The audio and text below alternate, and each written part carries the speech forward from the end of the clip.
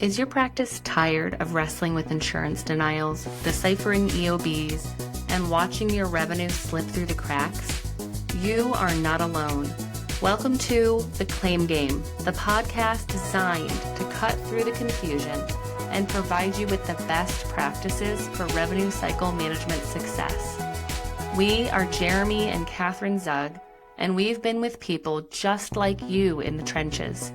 Each week, we'll break down complex billing processes, share real-world solutions from practices like yours, and ask questions of the game makers and changers of healthcare so you can take control of your revenue. Let's turn those claim denials into deposits and help you return to focusing on patient care. It's time to win the claim game.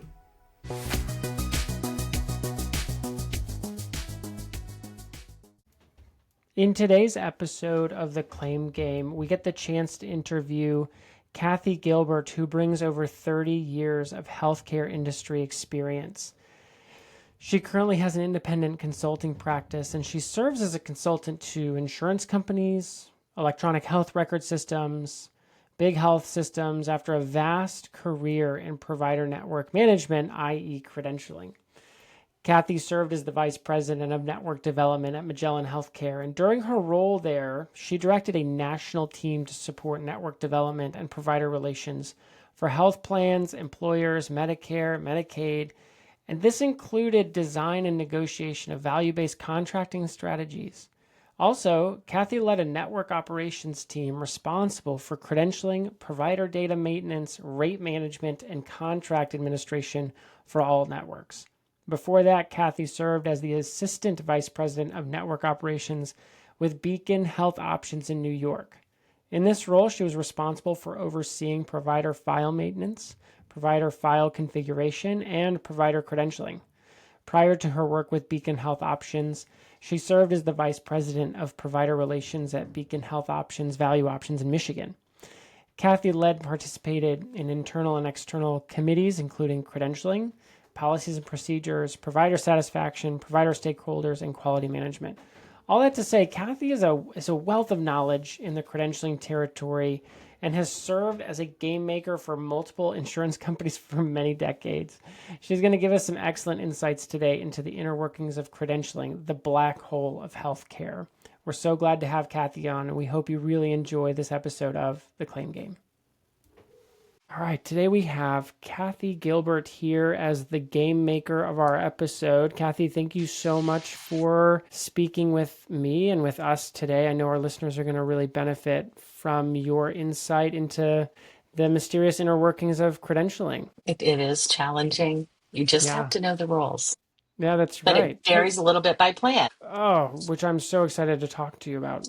Tell us how you got here. Why did you choose to work on the insurance side of provider network management for so many decades? And give us a little bit of a rundown on your background. So I actually started out as a social worker, so behavioral health background. But when I was doing a lot of direct service, I found I fell into some management roles within social services type organizations and found I really enjoyed it. So I still stayed in healthcare, but it's just kind of where the career happened. I moved from doing direct service as a care manager to actually leading programs for a residential treatment facility for they call it IDD population now. And then from there, actually was CEO of an organization for a couple years, another residential treatment program for the IDD population, and then moved into community mental health and was doing contracting because I understood the inner workings from the provider side.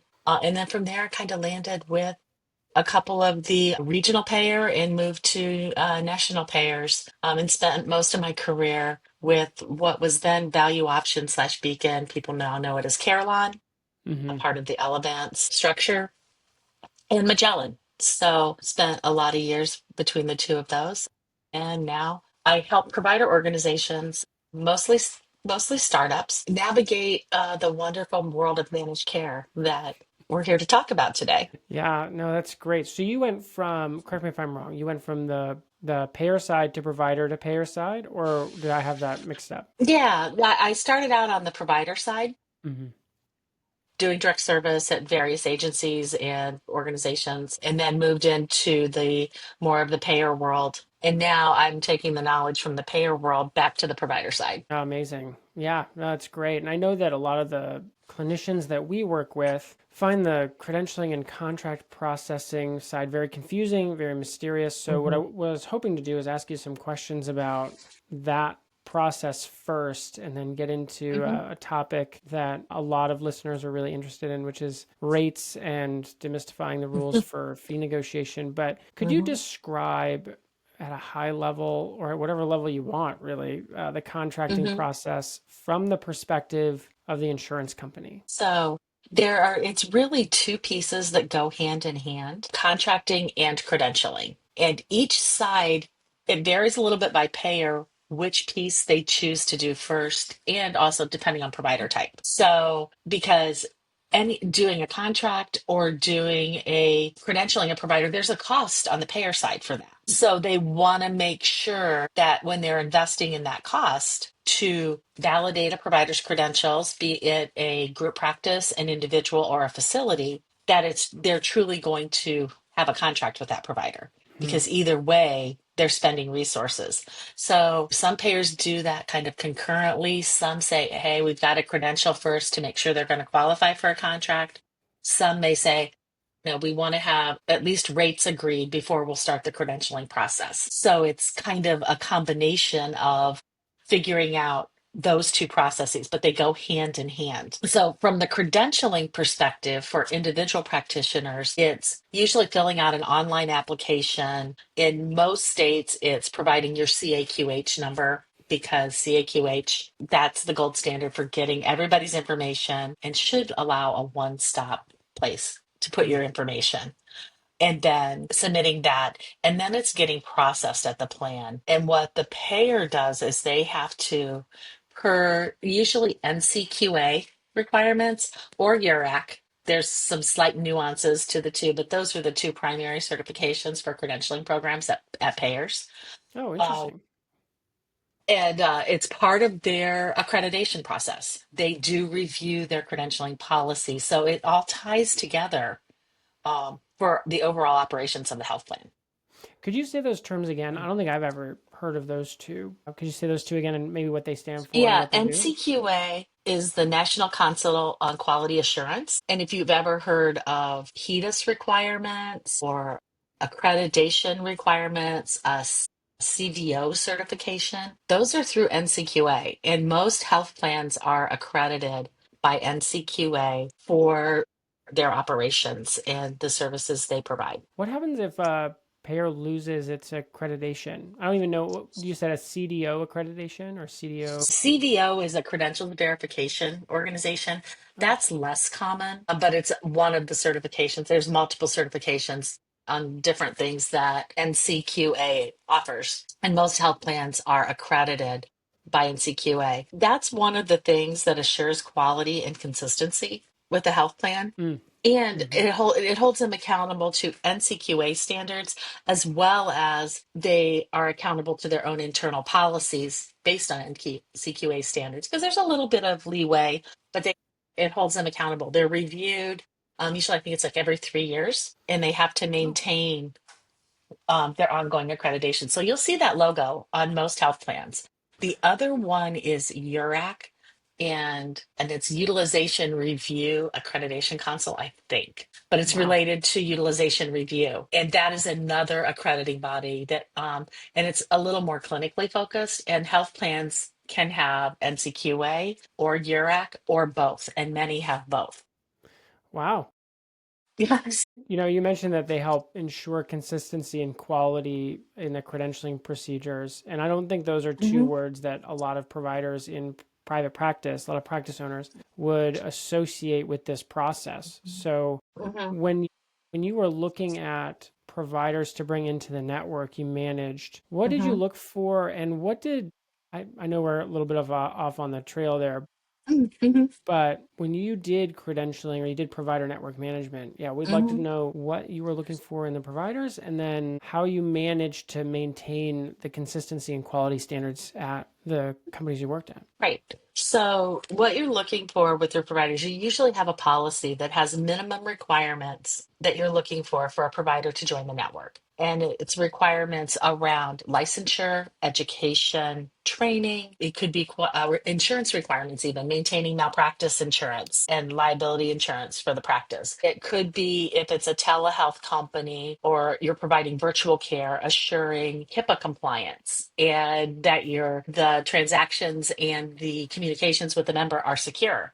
So it's all of those types of different things that they look at for a provider to assure they meet the minimum standards set by your policy for being a part of the network. And they have standards by discipline. So in the mental health space, you have standards for MDs, nurse practitioners, physician assistants, social workers, marriage and family therapists, professional counselors. So any kind of, and even some of the specialties like people who treat autism, ABA, providing ABA services, peer support services, all of those types of things. You have standards and requirements in your laid out in your credentialing policy.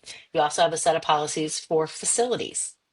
So, and for in mental health, especially, you have kind of general facility requirements, and then you may have specialized requirements when you're looking at a partial hospital program or an intensive outpatient program or different Mm. levels of care that we have within behavioral health that are a little different than the physical health side. So, what you're looking for first is programs that meet those minimum criteria. Then the next thing you're looking for is, do I need this provider?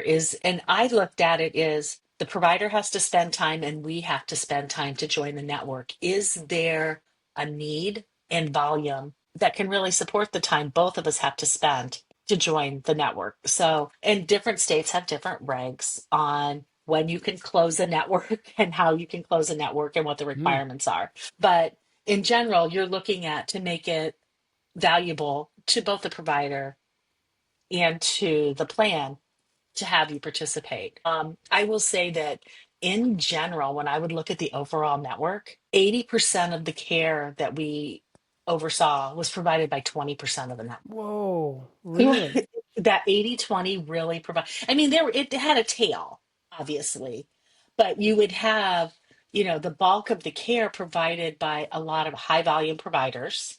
And then you'd have a lot of providers that would see, maybe 1 to 10 patients a year. I mean, that's Wow. really low volume comparatively, but that's what we would find is, and some of that was a variety of reasons. Some of them were in areas where, like in Michigan, where you have large clinic practices or group practices in the area. So they tend to be high volume because they can meet a lot of different needs for a lot of people. And then you have other providers that are in more rural areas where you may have a smaller population or fewer people seeking care. So they're going to be your lower volume providers, but you definitely need them in your network because there's not a lot of other resources in some of those areas. So when you go to northern Michigan or to the Upper Peninsula, there's not a lot of Mm-hmm. providers. So you need them in their network, but they may not get a lot of volume. So you're looking at that access to care. Telehealth and virtual care has changed that because now if individuals are comfortable with virtual care, not everyone is, then you really can meet the need very,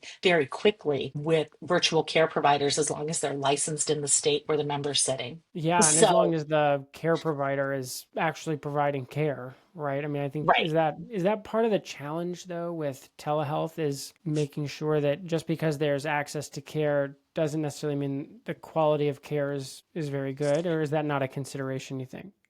Quality of care is a consideration. There are things that, payers monitor more on the back end, except with you have to have enough volume to actually do analytics on a Sure. payer's practice. Sure. So if somebody's seeing 5 patients a year and they're a generalist and you may have 5 different diagnoses, because there's different evidence-based practices for treating different diagnostic categories. So if you're not seeing a lot of volume, it's really hard to do any measurement for that particular plan. So what as a I would look at for quality, I would check those administrative things that were easy to check. Like, okay, are we having any claims issues? Are claims coming in clean? Are we getting any complaints? And Oh, okay. honestly, if we get a complaint about a provider, plans take that pretty seriously because complaint volume is actually very low. I mean, it's more usually a complaint about I can't find a provider versus a complaint about a provider. Yeah, that's There's a right. Like difference. ghost networks, I'm sure you have a lot to say, but Oh my that would God. make sense. Yeah, Huge issue. And to me, that's on the plan and the provider. And we can go into that. That's a dual effort to keep that information accurate. sure. And Because does CAQH play a role there, or because you it said it can play a should be role. the gold standard of making sure the information is accurate, but there's that Mhm, little word there, the should word.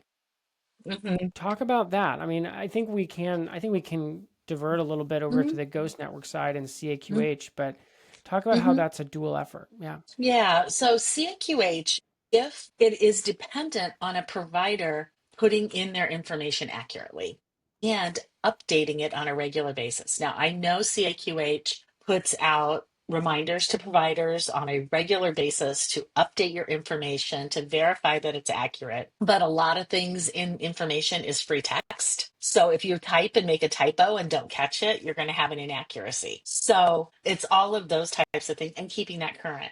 And then some of the things plans could use CAQH for pulling the credentialing app, but they may not have the expanded partnership, which is another service CAQH offers of directory validation. Oh. So it's getting those regular updates. So it depends on how the plan is using CAQH because there's a lot of different requirements at the national level. On those networks, there's been legislation, especially, and it ties to the Medicare networks initially, but it trickles down um, to requirements to have plans outreach to providers to validate their information on a regular basis. And it can be outreach by email, it can be by phone, it can be by mail to get the provider to provide the updated information. But if the provider does not respond, or does not update that information, how is the plan supposed to get it? The provider is the source of truth about their practice. Mm-hmm. Um, and it varies too. There's state regulations. California has probably the most stringent regulations on network validation that plans have to do. It does, and the regulation does put a requirement on the provider because what happens is if a provider does not validate their information, plans are required to take them out of the provider directory and could disenroll them from the network. Whoa. So if a provider doesn't get that information back to the plan accurately Hmm. or in a timely way, or they don't reattest, they could lose Hmm. their participation in the network. They could, Hmm. because that would be one way we would clean the network. I'm like, okay, we've sent this provider email communications, we've done calls, we have tried, and the provider has not responded to update their information. Or we look and we say, hey, it matches CAQH. We haven't gotten a verbal from the provider, but if the provider's changed their phone number, we mail them a letter or send them an email. They've changed their email, we mail them a letter and they don't respond. Then yeah, you have no recourse. Where is that provider? Then you can Oh, that's remove them from the network. is there If a a provider process? chooses to disenroll, that's fine Yeah. too. But they need to look at their notice period in their contract and say, okay, I'm giving notice. And then also, what is their requirement to see members in care or get them transitioned to a network provider post the end of that contract? This is something that comes up a lot, Kathy. I'm glad you said that because I think this is something that comes up a lot, a question that we get asked. So here's the question. We can talk about contract terms quite a bit, Mm-hmm. and I'm going to divert from some of the Mm-hmm. things I was going to ask you. But let's say a practice has a clinician, and they're in network with 10 or 11 insurance plans, different insurance companies. But there's a requirement in those contracts. Correct me if I'm wrong. I could be wrong about this. Mm-hmm. There's a requirement to see members from Mm-hmm. that plan. Mm-hmm. A contractually, can a practice gatekeep their caseload? Can they say 10% cash, 10% this payer, 10% that payer, or it's like a first come first serve situation? The plans require you to see their members. You can give a plan a notice, and plans will accept it that, hey, my practice is full. I'm not accepting new members for a period of time. They do time limit that usually, but it's important that you notify the plan so they're aware and they can put the not accepting new patients on their profile. So, because we know, especially an individual clinician, realistically, an individual clinician, if they're really working extra hours, you're talking 40 clients a week. I mean, and that's a heavy caseload. In mental health for And sure, but when you're in looking at mental like the, health, you're yeah, right, in the medical world, it could be like 40 a day or something, right, even more volume, right? right. But in mental health, especially when you're doing counseling, it's really 8 hours a day is a lot. It's draining. It's tough. So if you're thinking about that, you only have a practice capacity of, I'm thinking, because not everybody needs to be seen every week, that type of thing. It's a mix and match. A practice capacity of maybe 60 or 70 active clients at a given time. I mean, for an individual practice. It gets bigger as you have a larger group. Or if you're doing, for example, you have a nurse practitioner or a psychiatrist doing med management, those are shorter visits. A lot of times they can see a few more patients, but a counselor, so a psychologist or a social worker, let's say, you're talking half hour to hour sessions, depending on the member. And if it's a new member, maybe an hour and a half for an intake appointment. When you think about all those things, the volume that they can see and the number of new patients, and plans understand that, especially with the individual providers. So if you can notify them that, hey, my practice is full, I can't accept new patients. Now, on the other hand, if they see you're not seeing any of their patients and you've been on a practice full status for a year, what's the value of having you in their network? Oh, and will they remove a provider or They a may, practice? they could, if they're looking to say, hey, really isn't giving us any value, they could. And they could use the notice requirements. They could remove someone from the network. Now, that doesn't happen a lot unless in behavioral health, especially since they're really trying to keep access for people. But it is a question, and it would be potentially an outreach from a provider relations team to say, hey, your practice has been in practice full for a year. What's going on? What can Mhm. if that could happen, especially if you're in an area where they really need access. They may make that Oh, call. yeah, that makes sense. Yeah, that makes a ton of sense. Otherwise, as long as you're keeping up to date, it may not be noticed. Oh no, that's very interesting. Kind of rolling back the script a little bit. That was very Hmm. helpful. How long should a clinician expect to take to get in network from the time of application submission to in network status? I can send a claim and get paid. I would say 90 to 120 days. Max is an application expires, and I think NCQA may have just changed their date. The signature date, the attestation date signature expires. Um, and it's between 120 and 180 days Oh that wow. Okay. attestate that expires. So they need to get applications processed, or they'll be reaching out to request a new signature when they pick up the application. But realistically, 90 to 120 days. I've seen longer, just depending on what's going on with the plan. If they have a huge implementation or something going on. Otherwise, the way the plans process applications is it's usually like a first in, first out, but there are exceptions because Hmm. there are some state regulations, for example, that say you have to respond to a provider within 40. So the applications in that state, if you're working with a national plan, get pushed ahead because they have to be responded to because of a state reg. Oh. And when you say a national payer, what are you referring to? What does that mean? I'm referring to a national payer, so like a Magellan, an Optum, or United, Oh, I uh, see. Yeah. a Humana, Evernorth, Cigna, Evernorth, all of Hmm. those that are really have a large footprint. So your big payers that you really need to be in network with in most states, they have a centralized credentialing function, which means they have a credentialing unit that they process all their credentialing through. For any specialty, any healthcare vertical? Hmm. Oh Yep. wow. Okay. Yeah. So, because the things you're checking and verifying in credentialing, you're looking at graduation from an accredited school with, a master's degree, a PhD, a doctorate. So you're looking for that. You're looking for any specialized certifications or board certifications. You're verifying their state licensure. They have basic background checks that they do through various databases. So they're doing those and making sure that there's no, let's say, license sanctions. So they're doing for all specialties, there's kind of a set list of things that are very similar that you look at.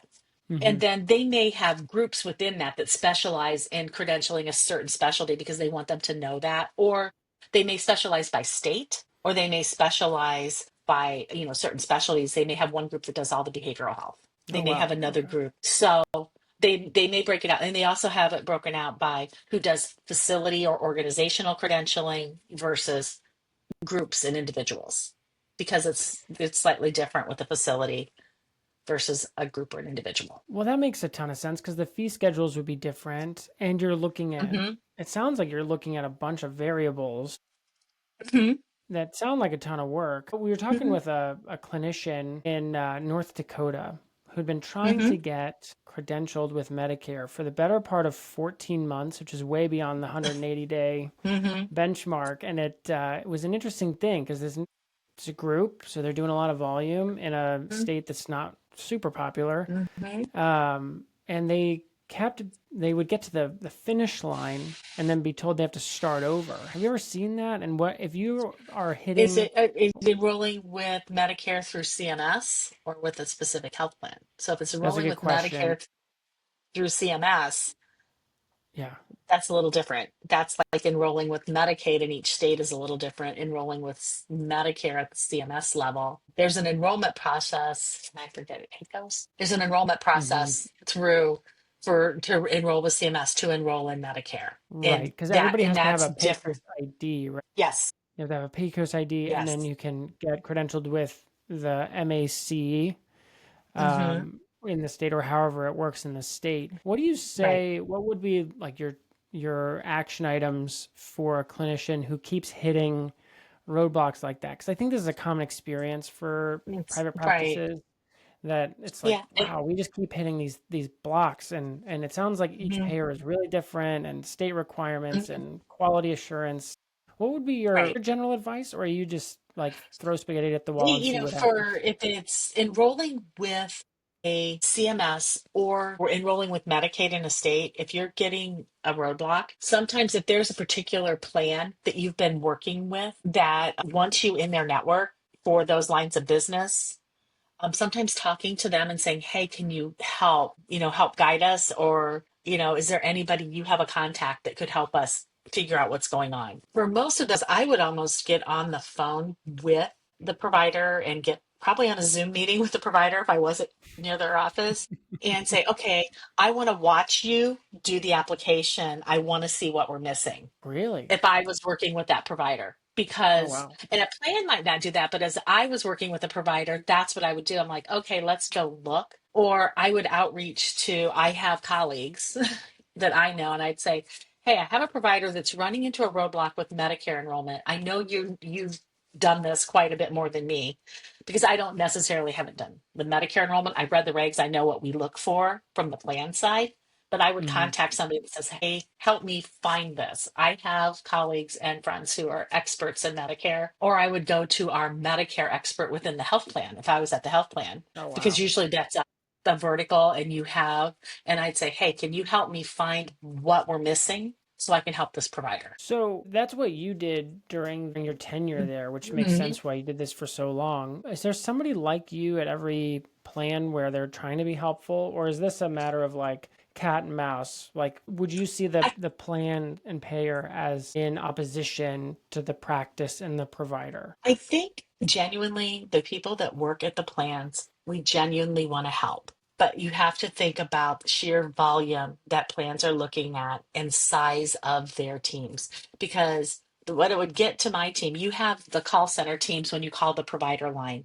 which is one group, and they can handle very, very basics. They know the rules, but anything complex, that's the teams that I directly managed would get bumped up. And most plans have that kind of a scenario that it can bump up to somebody with a little more experience, a little more provider partnership type of focus. And those are the people that can help do break through those things.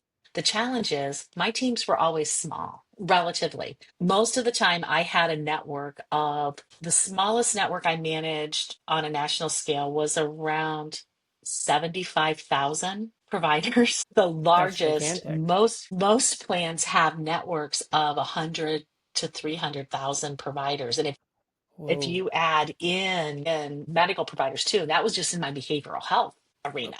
So, Oh. so when you think about that sheer volume, and my escalation team for provider relations, provider partnership for the whole country was maybe 25 people. That seems like So, not enough people to me. but you have to remember, okay, 20%, 80% of the care is provided by 20% of the providers. So that's who Okay. you would focus on. And then if something else got escalated, you'd go take care of it. But you also had these high volume providers or key markets. That's where your focus ended up having to be Mm. because of you have smaller teams. Some plans have, regional teams and you can have different mixes and it depends on the type of plan. I mean, some plans probably have larger teams, but especially since I would say when I first started really doing managed care 25 years ago and doing provider networks, especially with Medicaid plans, we were more involved in the community. I was out there meeting with providers. It was a Michigan based MCO, one of the Michigan MCOs that's now part of United. So it's probably not Mm. the same anymore, Probably not. but probably not. But we were out in the community. I was probably out 2 days a week in my counties that I was assigned to meeting with providers. I was a contractor and I was out with one of the provider relations reps. We were talking to providers, helping resolve be it claims issues, access issues, anything that we needed to assist with. We were out there meeting with providers. That transitioned as we got to more, and I would say even when I got more nationally focused and plans became larger with all the mergers, acquisitions, things have changed in the last 25 years. For And where sure. you got more centralized teams, and as we move to more conference calls and phone calls, provider relations teams and provider partnership teams aren't out in the community as much. So they felt like, okay, you can manage more because you're not having to drive, you're not having to be Uh, on the road as much, and Interesting. you do So it's things almost like the virtually. relation. Sorry, yeah. It seems like the No, go ahead. relationship got tore out of the role a little bit. A little bit. Okay. And I mean, you still had some relationships, but it was more virtual. Mm-hmm. And there are some smaller plans in with smaller territories. They do have people more involved in the community. And there is community involvement, but it's different. Kind of like you hear now they talk about population health versus individual, where they're Mm-hmm. looking at that broader and the broader access. And I think the same things kind of happened with building provider networks. You're looking at that broader. We started doing instead of in person what we used to call provider forums or provider meetings, and we would do those. I was managing, really focused on Michigan at the time, and I was doing 4 a year, and we were hitting each area of the state where we had, and we were doing in-person meetings, try to do a CEU program and an administrative program, and try to do those and meet with providers. So I'd have, say I do one in the Detroit area, I do one out in Grand Rapids, I do one in the Ann Arbor area, I might do one go up to Saginaw, kind of hit different areas of the state to get and meet with providers in person. As technology came into play, we started doing those more as webinars, and Oh, that's a I see. different interface. But think about how we all function now. We're doing a podcast to talk about this. Yeah, remotely. Yeah, totally It's all remotely. remote. Yeah. Yeah, So yeah, yeah. I think some of that has changed.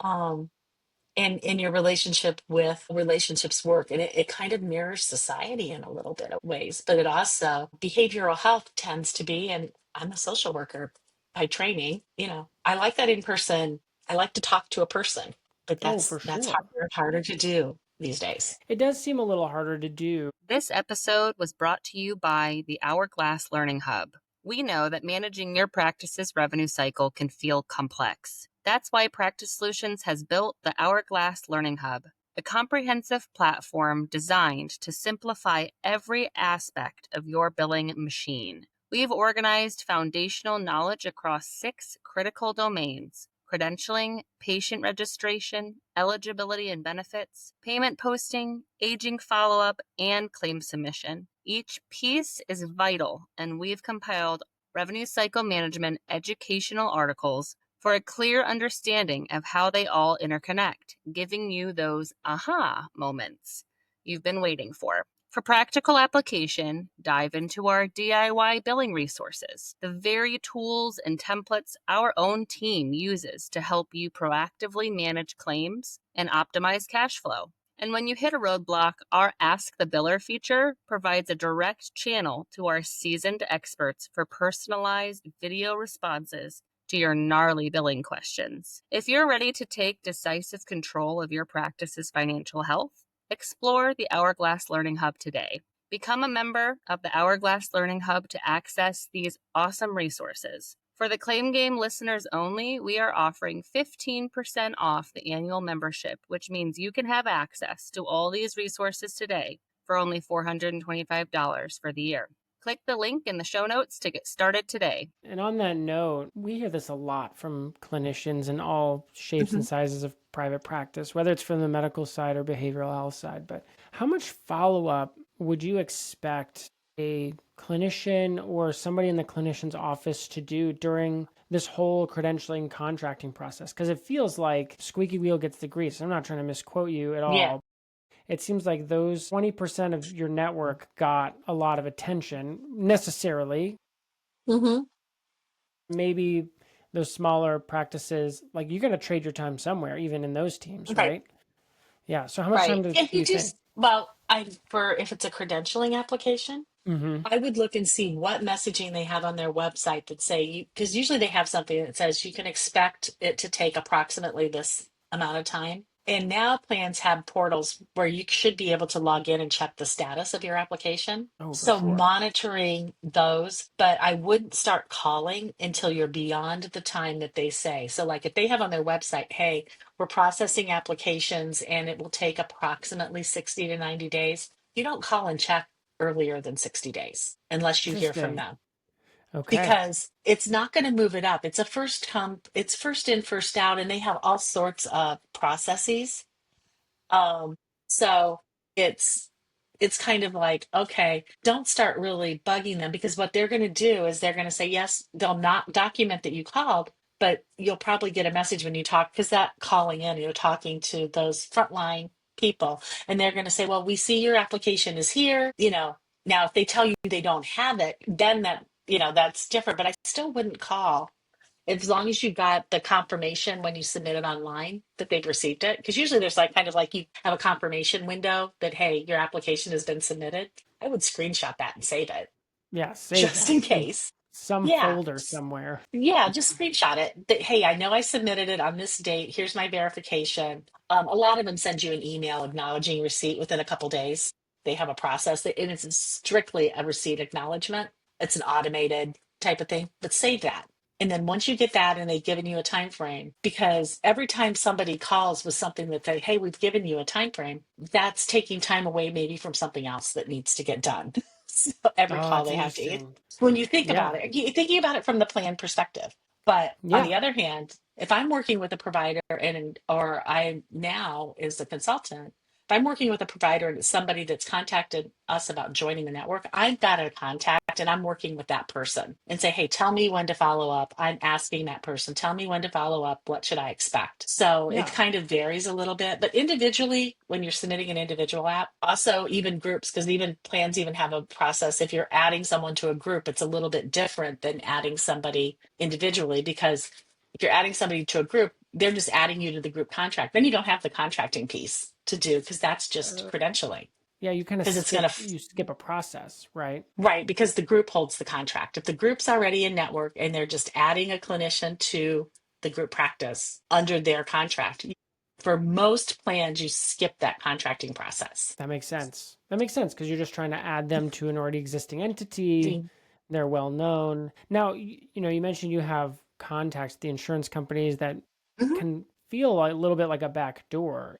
Are those Hmm. contacts, I'm not asking you to open up your Rolodex or Hmm. anything, but would Hmm. would clinicians and practices have access to those same people, or is that just They an ancillary could. benefit? Yeah. They could. I probably have more direct to some people because I know them. But Yeah. in general, yeah, you could have access to the same people because they have provider relations teams and they have assigned territories. I mean, if you look at some plans website and if you dig in a little bit, you can find a list of who's assigned to what area and who your provider relations representative would be that you want to get in touch with.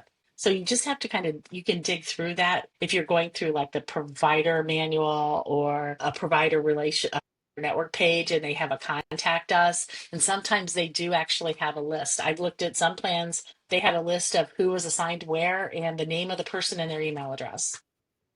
Wow. So if I don't know somebody at the plan, that's where I go. I go try to Okay. find that contact. Or I've been known to do a LinkedIn search and look for the provider relations people at a plan, look at the people at a plan and go through LinkedIn and find the person. I'm like, oh, that's who I need to talk to. And I'll message him through LinkedIn. I've had providers do that to me even 15 years ago when I barely Whoa. got on LinkedIn.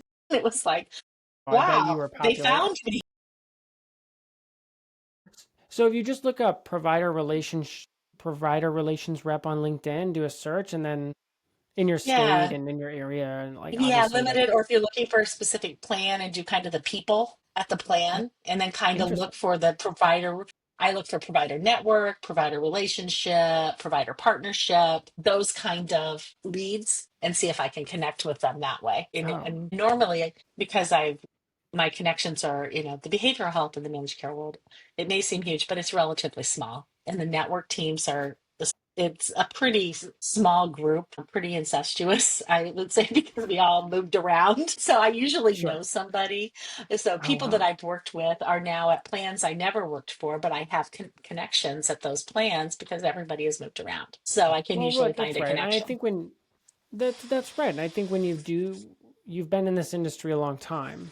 And I Hmm. think when you're in an industry for a long time, you meet everybody. Yeah, it seems like kind of a good deal. Yeah, So Kevin Bacon's 6 degrees of, 6 degrees of yeah, connection. separation. Yeah, Yeah, for you're sure. gonna find somebody. So let's say a clinician applies to a plan, they get Mm-hmm. their contract back. What are the terms that can be negotiated in a network contract, or is it just like sign it and move on?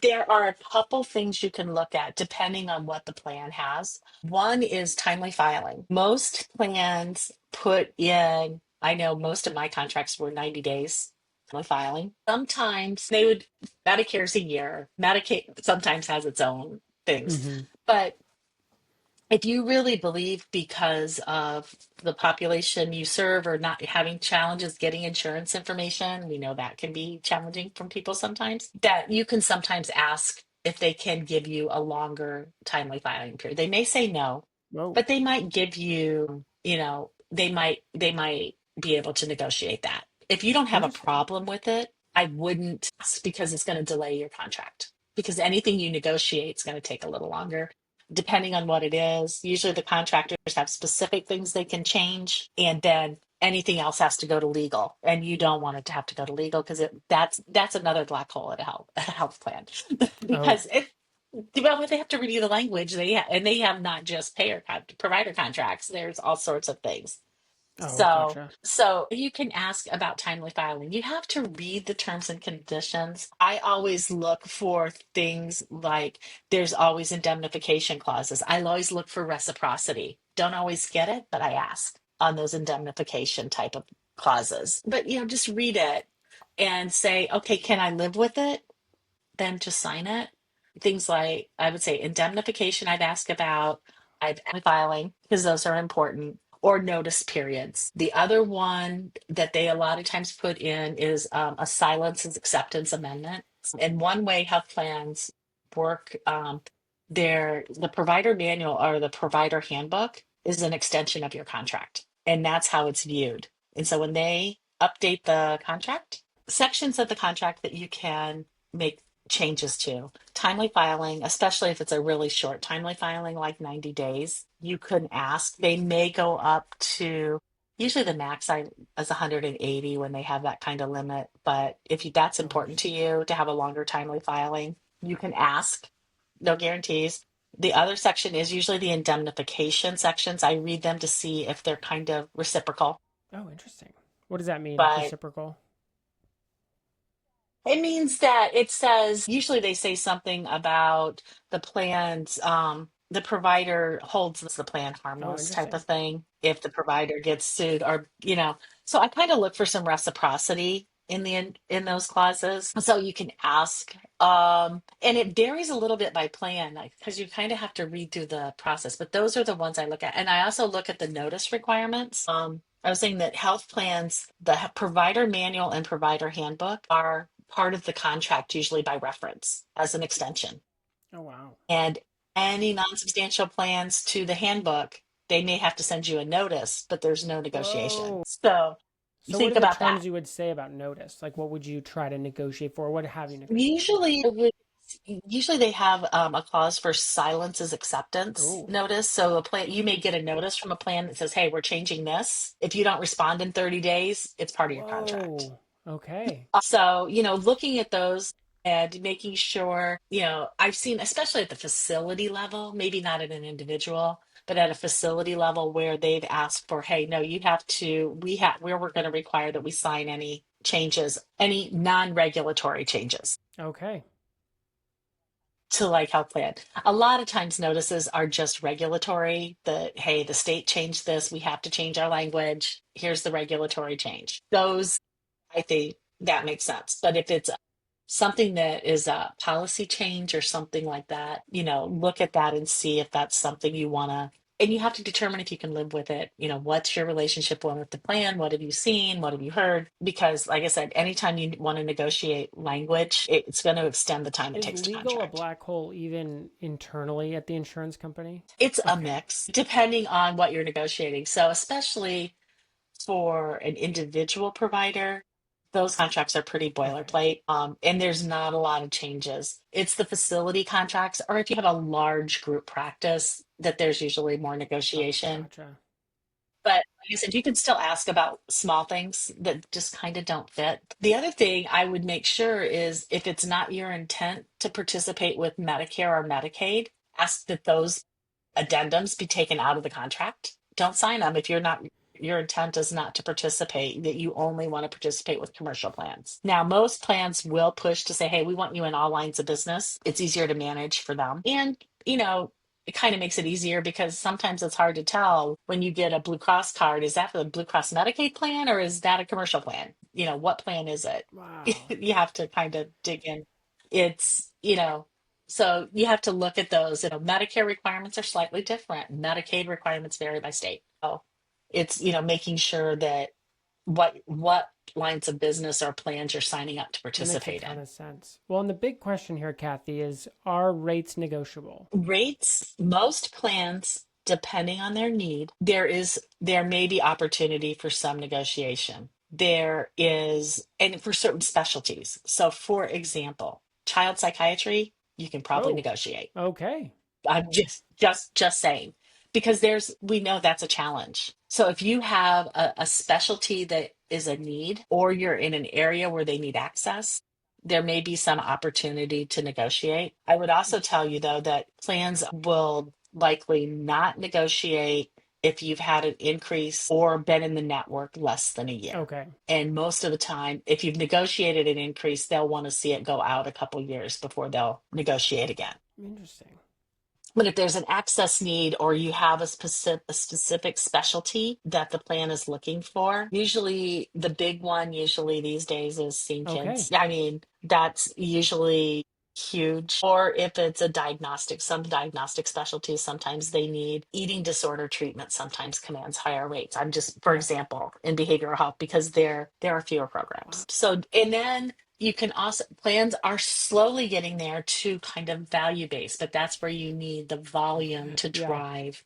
And those can be pay for performance, for meeting certain standards. They can be bundled payments, maybe or a case rate type structure. There's different levels of value based contracts. So, but they're not going to do those until they have some experience with you, like a year at least of experience with some volume that they can actually Okay. assess. But they're going to look at outcomes. And most plans have on their websites some things like preferred provider networks, or things that, like, if you can get somebody in for an appointment within 7 days, you can offer an appointment and they see that consistent pattern. They may pay a higher rate for providers that sign up to do those kinds of Whoa. things. So, like, if you can if you can take somebody who's not interested in services to, or somebody who's interested in services to seeing a provider in 7 days, and you can prove it, you can negotiate a higher rate. If you look at some of the plan websites, you can find they have usually have a specialized name for that network,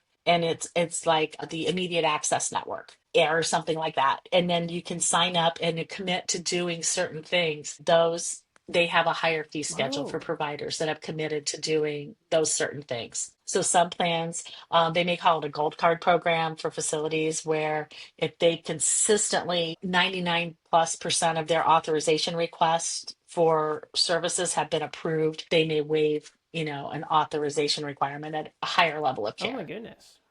for that particular facility because, and they review on the back end, but they say, hey, this facility is following evidence-based practices. We haven't denied an auth for them. And 99% of the time, things are approved. They're doing good work. We're seeing good outcomes. So there's gold card programs, and you can see articles about that. It'll be in the news. It'll be like I read them in Mm-hmm. Becker's and Modern Yeah, that's right. Healthcare, Yep. and all of those kinds of places that tell you about those kind of programs. So yeah, they have programs like that. Some of them have programs where you might get providers with a high enough volume get a scorecard that tells them how they're doing on certain metrics. And they look at administratively timely filing of claims. They look at average number of sessions by diagnostic category on an outpatient basis, average length of stay. They look at admissions to higher levels of care. Were you able to keep somebody out? Accepting new patients, getting a patient into care post discharge from a higher level of care, whether it's one of your own returning patients or a new patient, that if you can get them in because there's a requirement health plans are looking to meet that every patient discharged from a higher level of care, say inpatient site or coming out of an ER first Mm-hmm. site, is seen by a community-based provider within 7 days Wow. of that Who's making discharge. that regulation? Is that That's the really state important. or the government making that regulation? It's actually a HEDIS measure, which is the health something data something set. It's HEDIS, Okay. HEDIS. NCQA helps set those and measure those. It's a Cool. quality measure. And there's a whole list of them across all different specialties. But in behavioral health, two of the biggest ones that they really look at are the having an appointment with a community provider within 7 days of discharge from a higher level of care or an ER Wow. That's unbelievable. for a behavioral health I didn't know that. diagnosis. That's very, very interesting. And it's one of the things plants are measured on. It's also, I think it's a part of this, and the HEDIS measures also roll up to the Medicare STARS program Right. for health Right. plans. So, It seems so like it's all connected. It's like a all the, big web of like it is, interconnectedness, and I think it's it that, and I is. we appreciate you laying that out because I think it's that interconnectedness that a lot of clinicians in private practice they don't get to see, they don't know Hmm. that it's there, and they don't know that that's what they're Hmm. dealing with from a bureaucratic perspective. So I think that's Hmm. extremely helpful. One of the Speaking of like big webs of things, the rise of quote unquote big therapy, right? Hmm. Talk about that and talk about how what you're seeing in the aggregate NPI data. I think that that's really helpful, and how you get aggregate NPI data. What does that mean? So NPI are transparency Okay. data.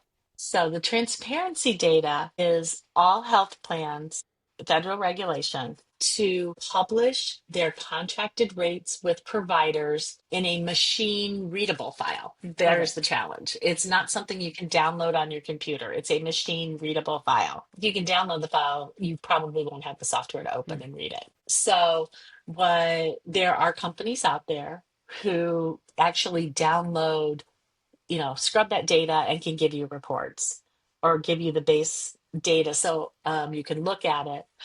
Typically, what I do is I do it in two ways. I get the data from a company, a specific set of CPT codes, because I'm focused in behavioral Hmm. health. So I have a set of 100 CPT codes So that I may look sorry to at interrupt you. versus the whole. Which Mhm. companies do you recommend? We can shout those out. Might as well.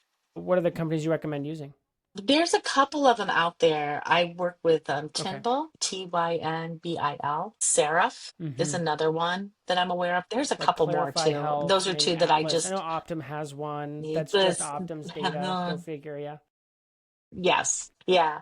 So, but then what you do is you get that data and you can take a look at it and kind of look where I look more at aggregate by health plan. So when I'm looking at it as a consultant, I usually want to just look at, okay, I want to know what the minimum rate they're paying, the maximum rate they're paying, kind of what the average rate they're paying is for this code by state for this Okay. plan. So I kind of get an idea of where rates are. Usually in that, I also look for the most common rates and I'm like, okay, I'm betting that's probably the MDs because That's the that's the big MD rate. rate. Yeah. Yeah, you Yeah, can right. figure it out. So I do kind of that, and then I do an analysis. And sometimes for some clients, they say, we want to look at our competitors. So then I will request a specific report and pull, you can go to NPES and you can look up Right. anybody's NPI number. So I pull the NPI numbers and give it to the company I'm working with and say, hey, I want to know the rates for these organizations in these states with this from these Yikes. plans. I want to see what that transparency data says. So, and the data varies by plan, what it looks like based on their systems. It's very interesting. I mean, I obviously have a little bit of an advantage because I understand the system setups. I've Yeah, worked with right. the rates and reporting from inside, so I can look at them. So that's what I look at. And then when it comes to negotiating rate, the other thing I look at the Medicare rates because you can look those up on CMS's website in the physician fee schedule lookup and the Medicare rate in any given market. And, there's a way they pay them. So physicians are 100% of that Medicare Mm-hmm. published fee schedule. And then usually the way they plans do it is PhDs and nurse practitioners, PAs, they're at 85% of that published Medicare fee schedule. And master's level are Okay. 75% of that published fee schedule. The fee schedule is the physician rate. So that's typically what plans do. Plans often use those Medicare rates as a benchmark and they pay a percentage. They set their fee schedule based on a percentage of those Oh, wow. Medicare rates. It's an easy national benchmark, readily available benchmark of rates. The other rate structures I tend to look at is you can look at what's called the CMAQ rates, which those are the rates paid by Oh, TRICARE interesting. Where do you find those rates? on a Oh, CMAQ, got a it. website for CMAQ rates. And it's publicly available to get those rates. And that's a good comparison. They're usually pretty close to in line with Okay. Medicare rates, but that's what, say, Humana Federal and TriWest use to set their rate schedules. And actually, if you look at their contracts, their rate schedules are set as a percentage of the published CMAQ That rate for makes the market. sense, right? They want to just find a Mm-hmm. benchmark and hold to it for a while. It seems like it's Mm-hmm. probably economically viable. What are you seeing for? Mm-hmm. So you're in the mental health space primarily. Mm-hmm. What are you seeing for these like large mental health tech firms? I mean, are you seeing that they have better negotiating power? If you had a crystal ball and could look in the future, what do you think is going to happen with the rates and with those companies in general? I would say that those companies had a, unless they're doing something extra, something specialized. So, but if we're looking at the generalist organizations, and we all Yeah, know who those are. There's Headway, there's Brightline, there's Rula, there's a there's bunch of them. there's Yeah. Alma, there's a bunch of them. What they're doing, and during COVID, they had an opportunity to really negotiate rates because they had the platform and they were bringing that access that we lost during the Yeah, it was public actually health quite emergency. innovative. Yeah. So, right at that time. Yeah. And so they did negotiate some higher rates. Think what is happening as there's gotten to be more of them. The plans are pushing back and saying, hey, two things. One, we're only going to give you maybe higher rates for net new providers. So if the providers are already contracted with the health plan and they're already contracted for the standard rate, why are they going to pay them more to Yeah, it bill doesn't through make Headway? sense. Because, or any of the other aggregators? Because honestly, all they're doing is paying that aggregator More. an admin fee over. The provider isn't always necessarily getting that much more No. because they're having to pay, they're taking a cut, the aggregator, and the provider may be having to pay a use fee or an access fee to use that Oh, platform. so Yeah. Could be not Yeah. all of them, but it maybe there is that depending on that arrangement. So, and I think that plans are going to be pushing back on some of those rates. There's going to be some So what does that mean renegotiation. for the aggregators though? Does that mean that they have to increase, because we assume they went to good schools and got good grades and they can negotiate pretty well. Do you think they will increase Hmm. the productivity requirements of the clinicians? Do you think they're going to find another loophole to negotiate? What do you think is the play there? I think they're going to have to figure out because I know I've heard that when sometimes that's happened, they've passed on the rate reductions to the clinicians. So Oof. that the clinicians end up getting a lower rate or it gets pushed down. Hopefully not below what the health plan standard rate is. You'd hope not. And I Yeah. think, yeah, and I think there are some things that some of those aggregators are offering.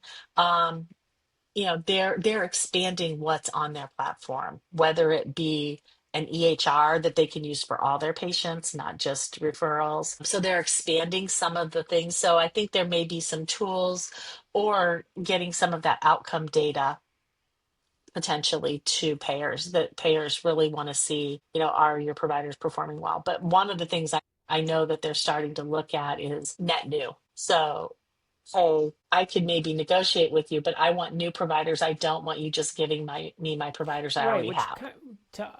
from my perspective, you tell me if I'm totally off on this. Doesn't that mean that the independent private practice has a unique opportunity here to step in and say, we are adding net new clinicians, right? Hmm. Why not give us Hmm. the rate that you're giving that aggregator? It could.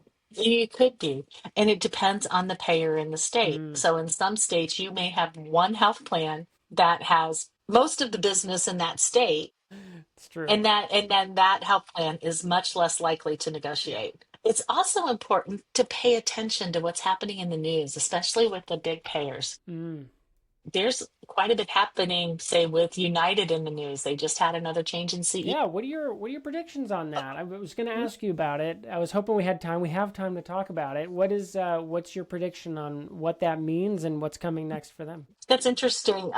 I think there's a lot been in the news about all of the payers who have really taken a hit on medical cost with the Medicare Advantage That's population. right. That's right. So that's driving a lot of costs, but also those are also people that are accessing care through some of those aggregators that may have gotten at higher rates. Oh, And there's some of that on the medical side too. It's not limited to behavioral health, but so I think it's going to be interesting to see how they play this out because United obviously has a huge Medicare Advantage business huge. in this country. It's huge. And they also have through AARP the Medigap insurance. So they have a huge book of Medicare type of business. So I think we're going to see they're going to be looking at what they're paying on their unit cost. They're going to be looking for providers that can provide them with good outcomes. So keeping members engaged, making sure members are doing the preventative things. I think they're going to be looking for all of those things that are going to drive good outcomes, which ultimately reduces Okay. costs. And they'll probably take a look at some of their rates. So, or they'll hold firm. They'll just say, "Hey, we can't do any increases." It'll be very So interesting try to because the level things. Medicare Advantage population was a It'll little be bit more clinical than they had expected, I think. Well, I mean, I was talking to a colleague and he said, "Who'd have thought the elderly population is going to use medical services? Who would have thought of that?" And it was a friend of mine. He goes, and he's an actuary. He goes, "Yeah, who would have thought that?" I'm Well, like, "Okay, come on." that makes sense. Yes. So, but yeah, there is that because they were thinking too, people are staying. The other part of that is people are staying healthier longer, but people are also living Yeah, longer. that's right. So, and then you have the whole baby boomer. Yeah, right. Wave that's coming in for sure. My Right. goodness. Right. Yeah, I think, yeah, we'll see. And I am the last year of the baby boom Oh, generation. I'm like right there on you that go. cusp. So I'm in that group in the next, 5 to 7 years that's going to be rolling onto Oh, yeah, Medicare. that's right. That's So, right. so if you think about that whole picture, yeah, you've got a lot of people and people that are living longer, and there's treatments for more complex health issues. Yeah, it's true. No, it's very true. Well, Cathy, I appreciate everything you've said here. Mhm. Unbelievable insight that you've given us. The goal of our podcast here is to give clinicians and their staff clear systems and best practices for revenue cycle Mhm. management. If you had one word of insight into the territory of credentialing, as someone who spent decades Mhm. shaping and creating the landscape, what would that Mhm. one word of insight be? It would be for credentialing, keep your information current in CAQH so that everything aligns, and that will make things go. Because if your information is wrong in credentialing, that's what feeds the system to load how they pay you, the credentialing application. So my word is keep your data current from credentialing because it will impact your claim getting paid. Amazing. So, Kathy, what do you do now? What are you up to? If do you work with Mhm. people? I mean, it seems like you have some really solid Mhm. insight and data analytics, and it seems like you can help with a lot of items for private practices. What do you Uh, offer, and how can people reach you? Well, I do consulting for provider organizations, and it's from startups. So on a shoestring, very new. A lot of the tech startups, the tech enabled Hmm. treatment. Also with some organizations that are actually adding more traditional bricks and mortar programs. So I work with provider practices. Help review contracts, help negotiate and guide negotiation, help with resolving credentialing issues, just in general navigating managed care. Probably, and the best way to reach me is really just by my email address. I work independently, and I have colleagues in other areas of specialty other than network who are, they work in different areas of health plans. All of us have worked in health plans for many years, but we have little slightly different areas of expertise. So I have resources that way from colleagues. But to reach me, email me at Cathy with a C .Gilbert Amazing. ceghealth.com. And that's the best way to reach me. I do monitor my emails, so and more than willing to talk to people about how I might be That's able to help. amazing. And we'll put your email in the show notes as well on your website. And well, Mhm. Kathy, thank you so much Okay. again for being here and being on this episode of The Claim Game. No, it's great. Nice talking to you, Jeremy, and good luck with this. I look forward to seeing it Amazing. out there. If you enjoyed today's episode of The Claim Game, please take a moment to leave us a rating and review wherever you listen to your podcasts. It really helps new listeners to find us. Make sure you never miss an episode by subscribing to The Claim Game on your favorite podcast app. Your feedback means so much to us. We want to provide valuable education about revenue cycle management. So if there's something we didn't cover in our topic that was a burning question for you, please let us know so we can try to get you the information you desire. You can find the links to all resources we mentioned in this episode in the show notes. And if you want to dive deeper into our resources, we have two places you can do that. First, you can go to our blog at practicesol.com/blog, where we have 8 years of educational blogs. If you want to learn more about what Practice Solutions does, reach out. We'd love to hear from you. Just go to practicesol.com to learn more and to connect with one of our awesome people on our team. Thanks for listening. We are Jeremy and Catherine Zug, and this is The Claim Game. See you at the game table next time.